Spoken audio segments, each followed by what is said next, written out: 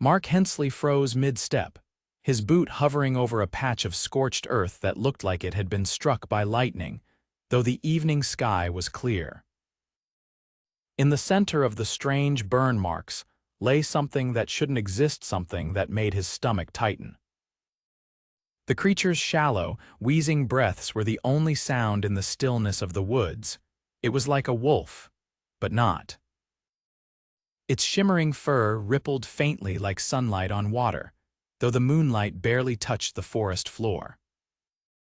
4 legs sprawled awkwardly beneath it, but 2 smaller appendages, folded tightly against its sides, looked more like arms with clawed, semi-metallic fingers. Its eyes weren't just glowing, they pulsed, as if in rhythm with a heartbeat too faint to hear. Geometric, bioluminescent patterns flickered weakly across its body, dimming every few seconds. Mark couldn't move. His breath caught in his throat as he tried to make sense of what he was seeing. It wasn't just alien, it was broken. The creature dragged itself forward an inch, then collapsed completely. It let out a low, guttural sound, startling Mark back a step. For something so terrifyingly unnatural, it looked helpless. "Get a grip," Mark muttered, running a hand through his hair as his eyes darted around the clearing. "Where's the rest of your pack?" No movement, no sound. Just the faint crackle of scorched twigs under his boots. Whatever had left it here, whether it was others of its kind or something even worse, was long gone. The creature was alone. He should walk away. He could pretend he hadn't seen it. Whatever this thing was, it wasn't his problem. Who knew what kind of trouble it could bring with it? And yet, something about its ragged breathing, its futile attempt to crawl, twisted something deep inside him. Mark crouched down a safe distance away, pulling out the flashlight from his jacket. He flicked it on, the beam catching on the creature's metallic protrusions. They weren't just attached to its body, they were part of it, fused seamlessly with muscle and fur. One of the limbs twitched weakly and Mark flinched. "Easy," he said quietly, unsure if the words were meant for himself or the creature. He wasn't sure it could even hear him or understand. Its sides heaved and its glowing eyes flicked open briefly, locking onto his. For a split second, he saw something almost human in that gaze: pain, exhaustion, fear. "Damn it," he muttered. He knew the smart thing to do was leave it. If it was dying, there was probably nothing he could do to stop it. And if it wasn't dying, well, he didn't want to find out what it was capable of when it recovered. But as he watched its bioluminescent patterns flicker and fade, he realized he couldn't leave it here to die alone. Mark scanned the injuries more closely, wincing. Blood, if that's what the dark, shimmering liquid was, coated its side, oozing from a gash that looked like it had been made by something sharp. Burn marks around the edges of the wound suggested heat, maybe a weapon. The smaller, metallic limb on its left side was bent at an unnatural angle, and its breathing sounded worse with every passing minute. "All right," he said aloud, as if the creature had asked him for help and he was reluctantly agreeing. "I don't know what the hell I'm doing, but I'll do what I can." He took a cautious step forward, his heart pounding. The creature's glowing eyes flickered open again, watching him. It didn't growl or move to defend itself. Either it was too weak or it didn't see him as a threat. Mark knelt beside it, keeping his movements slow and deliberate. "You're gonna have to work with me here," he muttered, more to calm himself than to reassure the half-alien wolf. He reached out, hesitating only briefly before his fingers brushed against the shimmering fur. It was warm, too warm, like it was running a fever. The creature tensed but didn't lash out. Mark exhaled, relieved.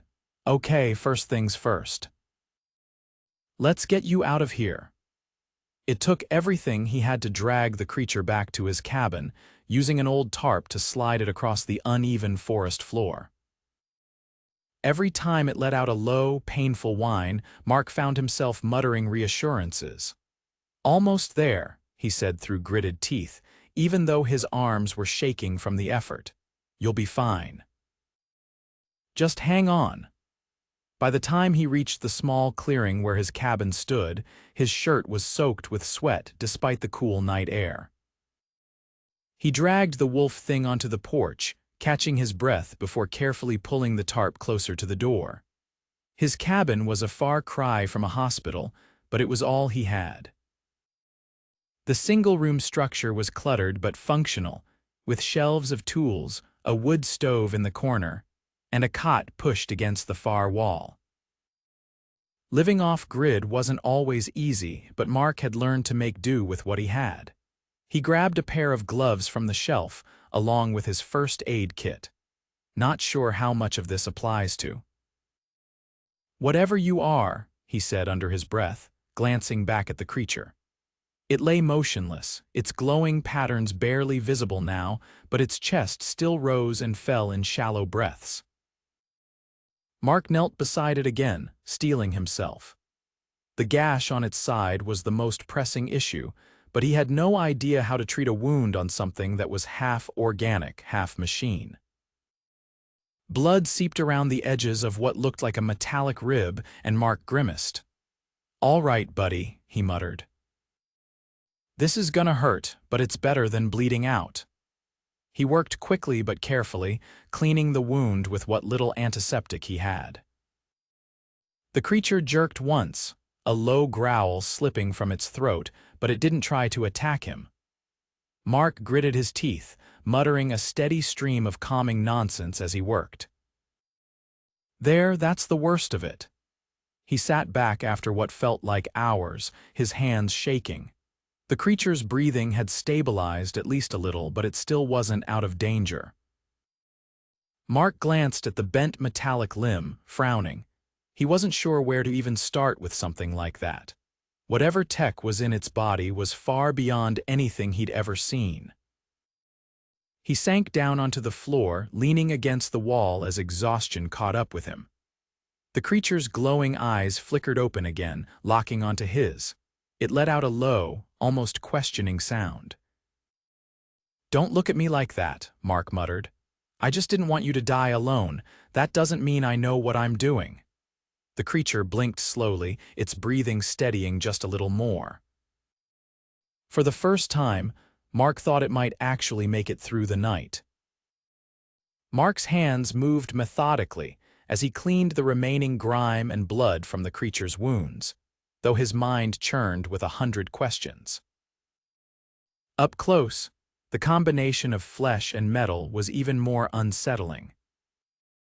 The seamless integration of artificial components into living tissue wasn't something that should have been possible, not with anything he'd ever read about. And he'd read a lot. His breath hitched as he noticed small, faintly glowing lines, wires, veins, trailing under the translucent surface of the creature's skin.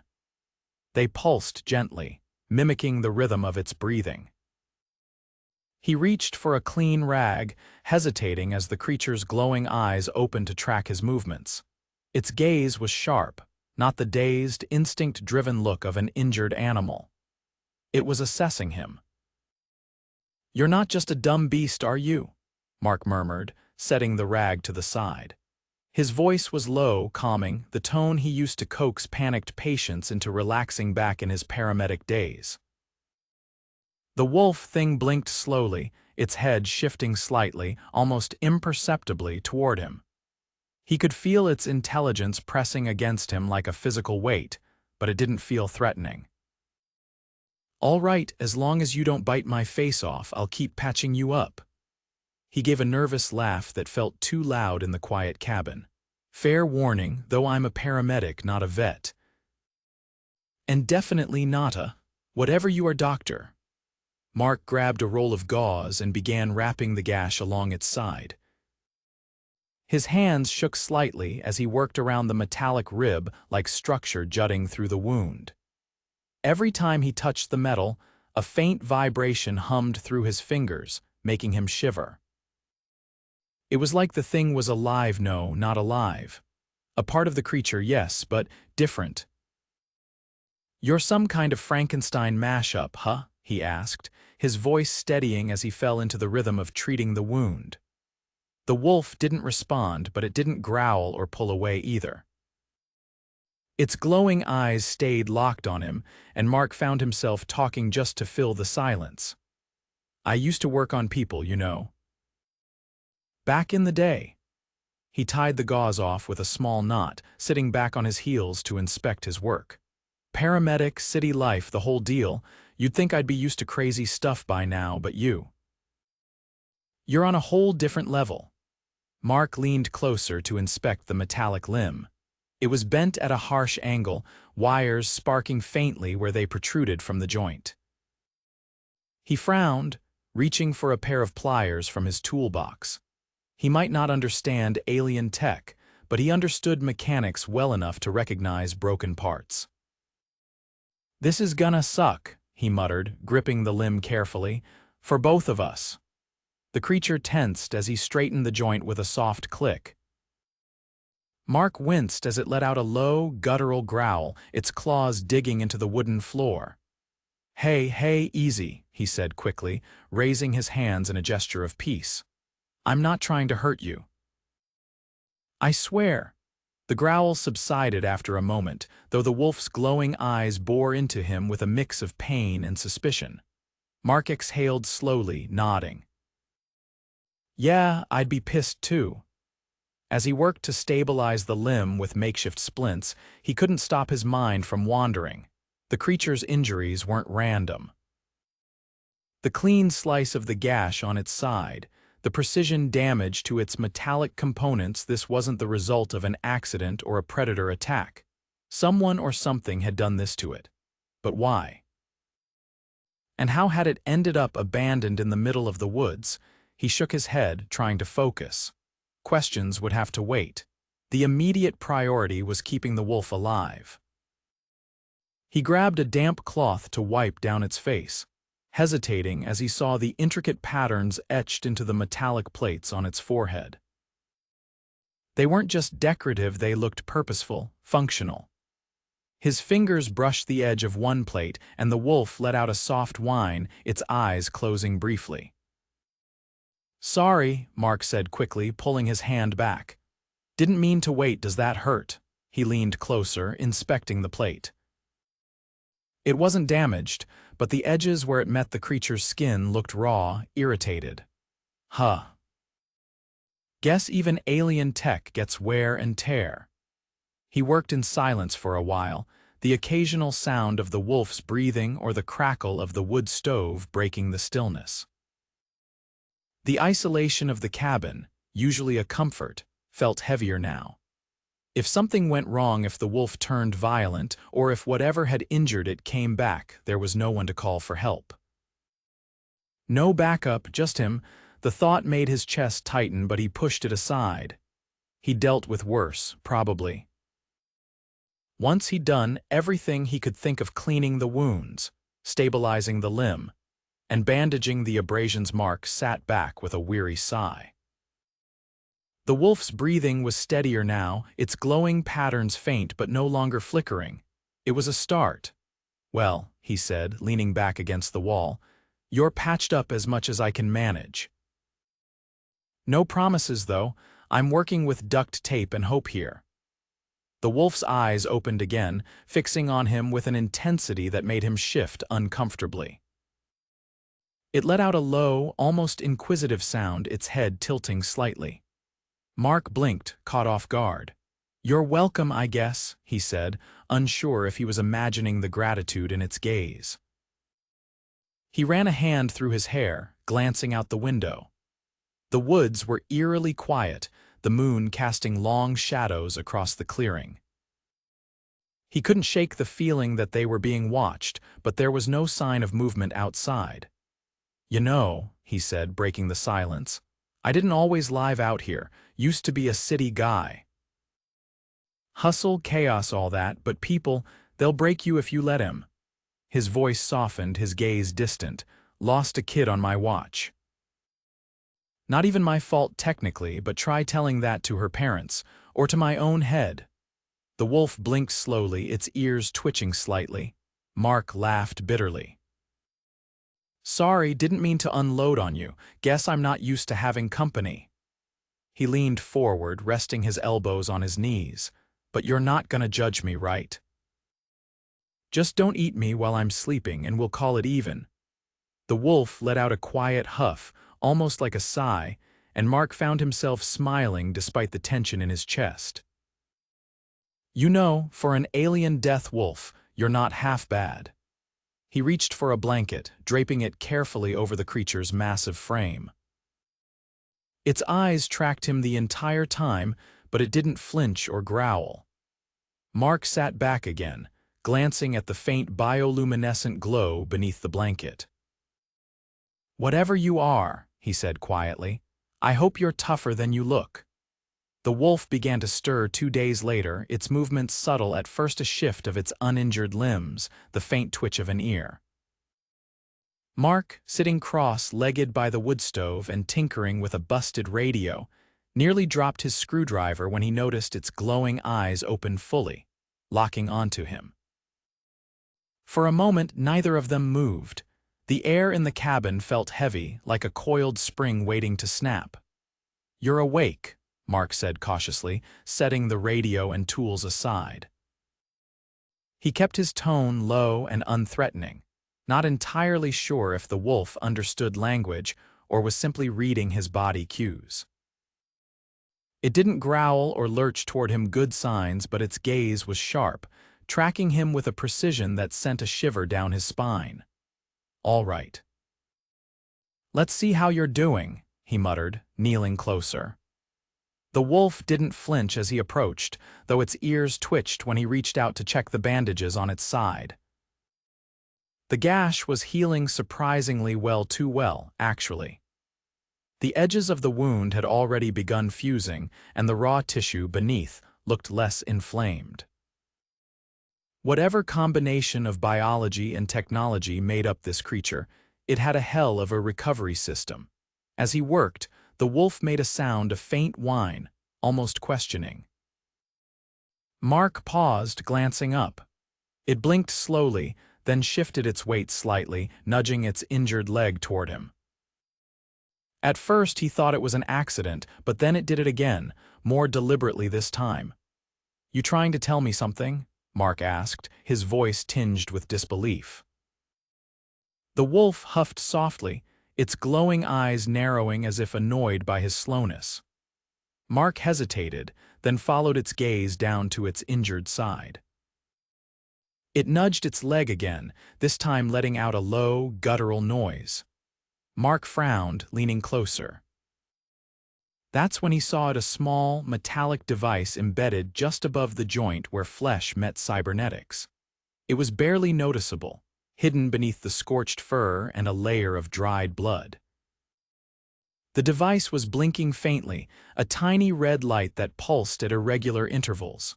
Mark's stomach tightened. Well, that's new, he muttered, grabbing a flashlight for a better look. The wolf didn't protest as he examined the area, though its breathing grew shallower, as if it was bracing itself. The device was damaged, its casing was cracked, and a thin wire dangled from its underside. It looked like it had been hastily installed or perhaps forcibly removed and reattached. Either way, it didn't belong. What is this, some kind of tracker? Mark's mind raced as he traced the edges of the device with the flashlight beam. He didn't touch it, he wasn't sure what it might be connected to. And the last thing he wanted was to accidentally activate something dangerous. His pulse quickened as the implications sank in. If it was a tracker, then whoever or whatever had abandoned the wolf might already know where it was. Or they might be coming to find it. The wolf let out a low growl, not aggressive, but more like a warning. Its gaze flicked to the door, then back to him. Mark followed its line of sight, his jaw tightening. Yeah, he said quietly. I get it. You don't like this thing either. He sat back on his heels, rubbing a hand over his face. The smart thing to do would be to leave the device alone. Whatever trouble it might bring, tampering with it could make things worse. but leaving it there wasn't exactly an option, either, not if it was putting them both at risk. He glanced at the wolf, who was watching him intently, its glowing eyes narrowing as if trying to read his thoughts. "Okay," Mark said finally, grabbing his toolbox and setting it on the floor beside him. "I'll take a closer look. But if this thing blows up in my face, that's on you, all right." The wolf tilted its head, letting out a soft huff that sounded suspiciously like agreement. Mark worked slowly, his hands steady despite the knot of anxiety in his chest. He used a pair of tweezers to peel away some of the scorched fur around the device, revealing more of its damaged components. The casing was etched with faint symbols nothing he recognized, but they looked deliberate, almost like instructions. He grabbed a magnifying glass from the cluttered shelf by the stove, squinting at the tiny inscriptions. "Well, this doesn't help," he muttered. "I can barely read my own handwriting, let alone alien hieroglyphs." The wolf made a sound low and rumbling, almost like a chuckle. Mark glanced at it, raising an eyebrow. "Glad you find this funny." He turned his attention back to the device, carefully prodding at the loose wire with the tip of a screwdriver. The wolf tensed slightly, but it didn't pull away.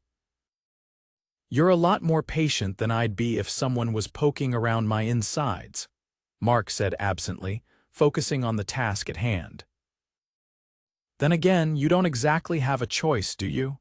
The words came out harsher than he'd intended, and he winced, glancing at the wolf. To his surprise, it didn't look angry.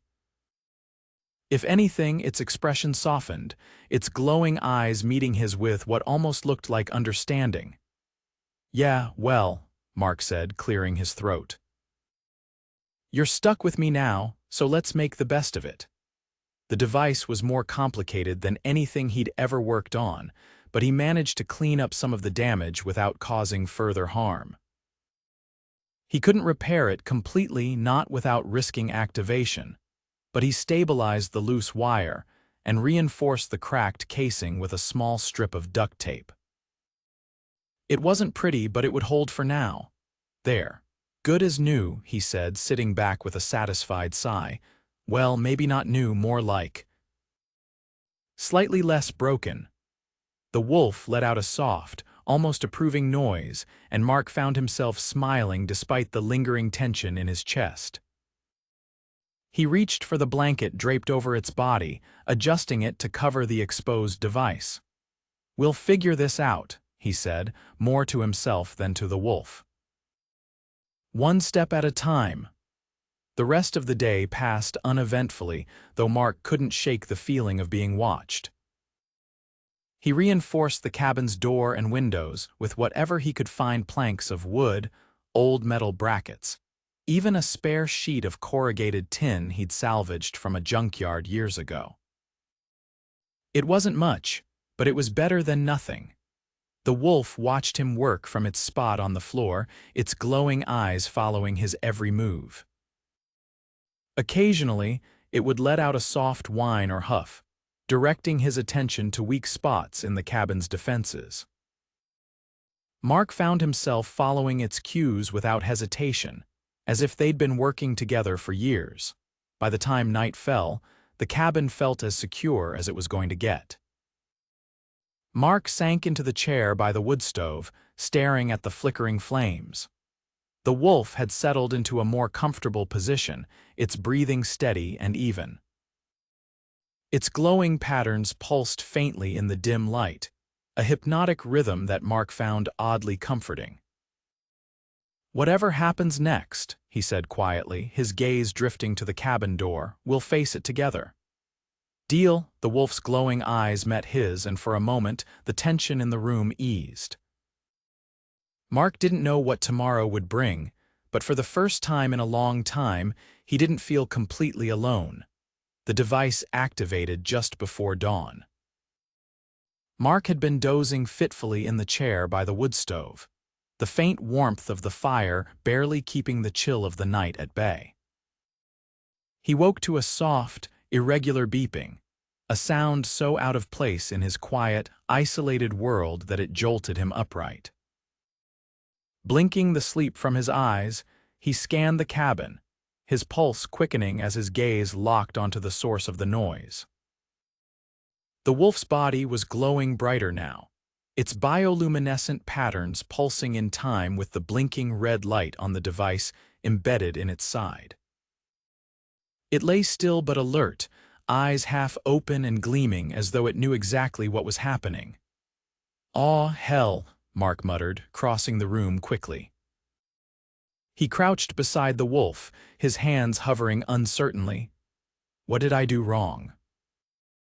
"I didn't even touch the damn thing," before he could finish. The device emitted a sharp, mechanical chirp, and a thin, translucent holographic display projected into the air above it. Mark froze, eyes widening as glowing symbols and lines of alien script danced across the screen. He didn't understand any of it, but the precise, methodical arrangement of data gave him the impression of a readout or report.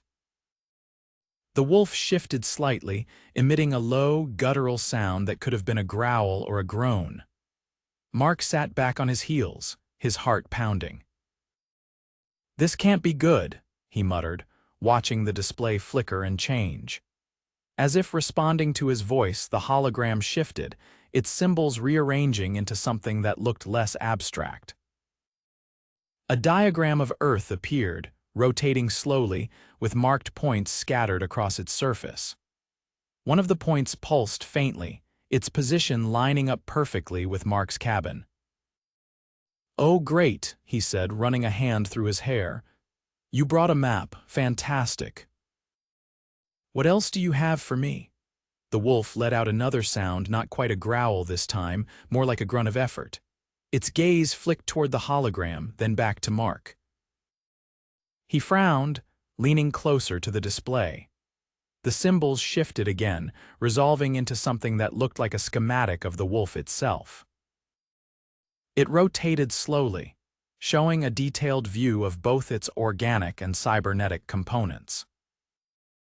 Mark's stomach twisted as he spotted areas marked with faint red lines injuries, no doubt, including the device itself.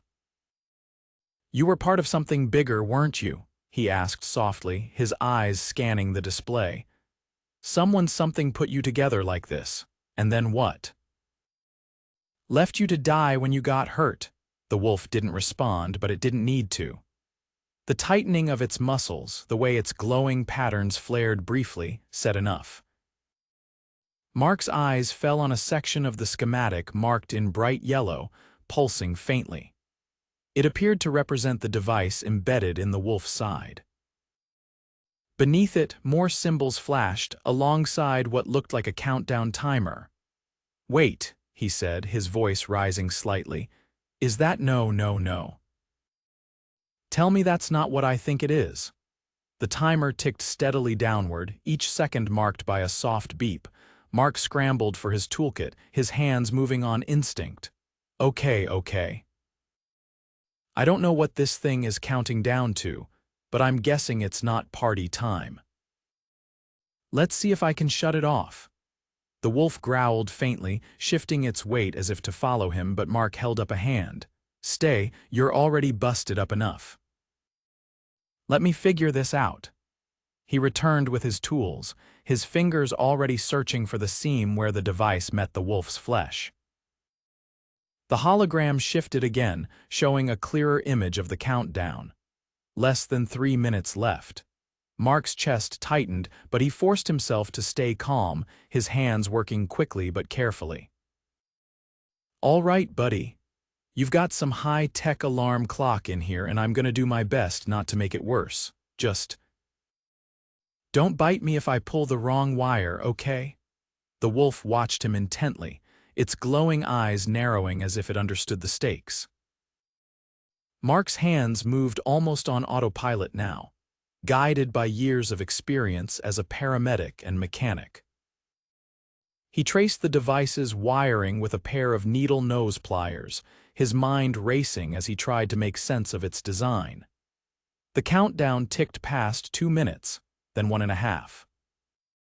Come on, he muttered, his breath catching as he spotted a loose wire near the base of the device. You're the culprit, aren't you? Let's see if snipping you does the trick. He grabbed a pair of wire cutters, hesitating for only a fraction of a second before severing the wire. The device emitted a sharp, high-pitched beep, and the hologram flickered violently. Mark's heart leapt into his throat, but then silence. The countdown froze at 43 seconds. The hologram blinked out, leaving nothing but the faint glow of the wolf's bioluminescence. Mark sat back, exhaling shakily. Well, that was fun. Let's not do it again. The wolf let out a low, rumbling sound that almost sounded like agreement. Mark chuckled weakly, shaking his head. You're welcome. I think. Before he could relax, a faint hum filled the air, barely audible at first but growing louder with each passing second. Mark froze, his head snapping toward the window. The wolf tensed as well, its ears swiveling toward the sound. Outside, the pre-dawn sky was dark, but something was moving in the distance. A faint glimmer of light caught Mark's eye, and his stomach dropped as he recognized the distinct, unnatural glow of spacecraft descending. Of course, he muttered, standing quickly. Of course they'd show up now. The wolf pushed itself upright, its movements stiff but purposeful. It let out a soft growl, its gaze locked on the window. Mark grabbed the shotgun he kept by the door, his hands trembling slightly as he loaded it. He wasn't sure what he was planning to do with it, not against whatever was coming, but holding it made him feel marginally less helpless. As the ships drew closer, their sleek, alien designs becoming more apparent, Mark's mind raced. He glanced at the wolf, who was watching him with an expression he couldn't quite read. You're their scout, aren't you? He asked quietly, his voice tight. That's why they're here. They want you back. The wolf didn't respond, but its glowing patterns flared briefly, as if in acknowledgement. Mark's grip on the shotgun tightened. Yeah, well, they're not taking you unless I know they're not gonna hurt you. Got it. The wolf tilted its head slightly, its bioluminescent glow softening. Mark stepped outside as the first ship landed in the clearing, its hull gleaming faintly in the dim light. He squared his shoulders, standing between the wolf and the approaching figures. Whatever happened next, he wouldn't back down.